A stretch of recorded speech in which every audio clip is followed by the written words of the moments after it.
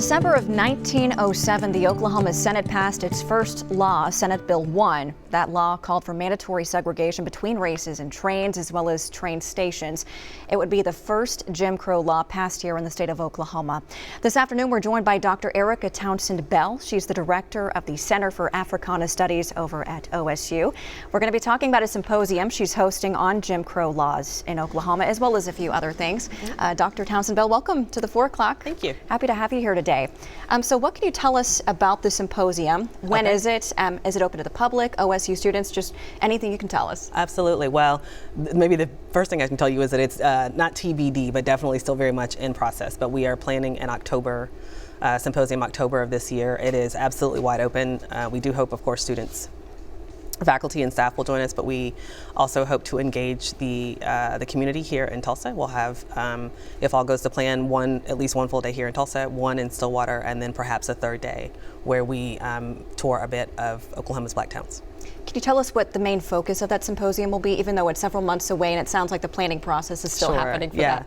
The focus will be Senate Bill 1, right? So, and more to the point, the focus will be thinking about the way in which Senate Bill 1 installed a legacy of segregation that Oklahoma, like most of the United States, or like all of the United States, and frankly countries beyond, still grapple with. Yeah, and I told you during the commercial break, I didn't realize this was the first law passed in Oklahoma. Yes. And quite frankly, it's shocking and very sad. Oklahoma, as you mentioned, had several historic Black towns, as well as a very large African American population when it was founded way back in the early 1900s. At that time, how did African Americans fight these type of laws that were being passed? That's a great question. I mean, I think what we saw was African Americans do what they have done historically in this country, right, which is mostly put their heads down and go on about their business.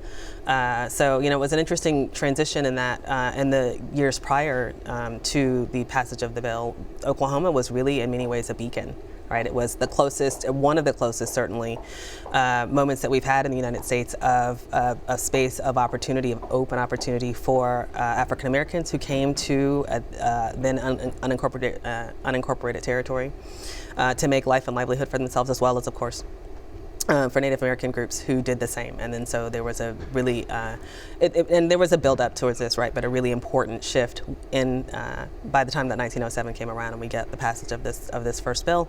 And I think, again, as we expect for that time, there were attempts at lawsuits. There was definitely some attempt at collective organizing, and simultaneously I think that there was a sense that the best things African Americans could do for themselves is keep the work going. Right, and this was not the first type of law to be passed in Oklahoma. It was just the first. Can you tell us the impact these laws are still having here in 2022?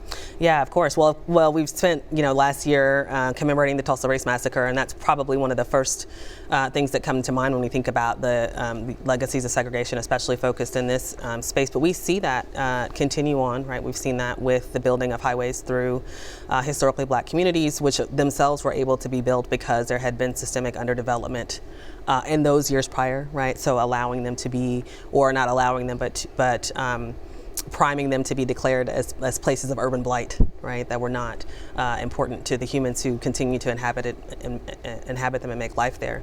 And then we see that in the continued difficulties with Black communities and also in marginalized communities throughout the states in regard to the lack of, or the underdevelopment of resources and the underdevelopment of life and livelihood that we continue to see. Well, this is a huge topic. Of course, 3.5 minutes really is not enough for it. We could keep going and going, but that's why that symposium is coming up, and we'll keep you tuned with more information on that. Again, it's going to be in October, still planning out, but I'm sure very interesting. We're just kind of getting a glimpse of it here today. We are excited. Dr. Townsend Bell, thank you so much. Yeah, for sure. Brian Stacia, back to you.